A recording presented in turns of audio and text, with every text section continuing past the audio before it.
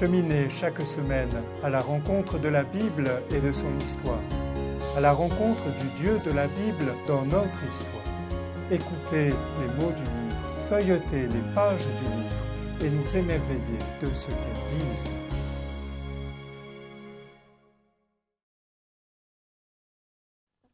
La Bible, le livre de la rencontre entre Dieu et l'homme, entre le Dieu qui appelle à vivre dans la liberté et l'homme qui tâche de conquérir jour après jour cette liberté.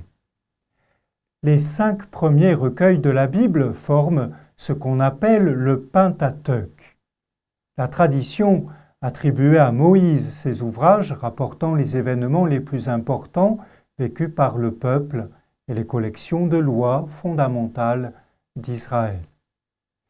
Il est absolument évident que Moïse n'a pu rédiger ces pages qui lui sont postérieures de plusieurs siècles. Le dernier livre de cet ensemble, le Deutéronome, s'achève sur la mort de Moïse. Comment Moïse aurait-il pu raconter sa propre fin? Moïse meurt au seuil de la terre promise, comme si le texte rappelait que ce n'est pas lui qui a délivré le peuple, mais bien Dieu, et que cette délivrance doit se poursuivre avec les nouvelles générations. Moïse disparaît vers 1200 avant Jésus-Christ. Josué, son adjoint et son général, lui succèdent. C'est lui qui réalise la conquête de Canaan.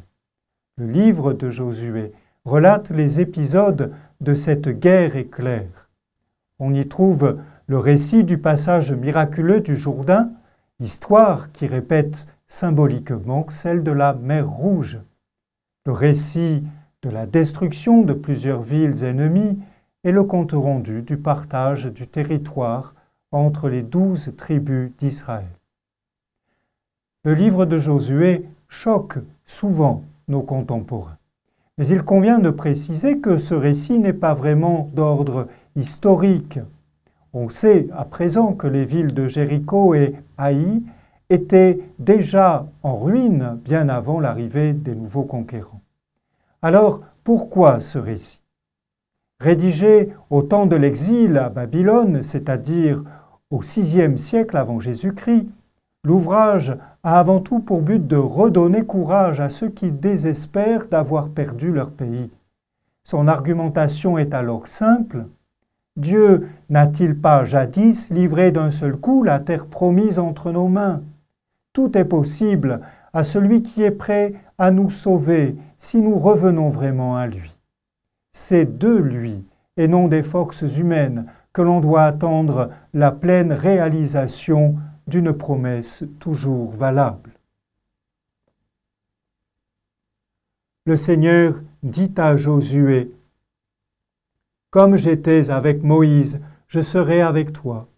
Je ne te délaisserai pas, je ne t'abandonnerai pas.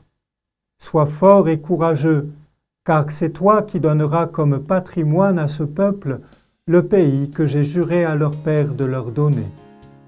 Oui, sois fort et très courageux. » Le livre de Josué au chapitre 1er.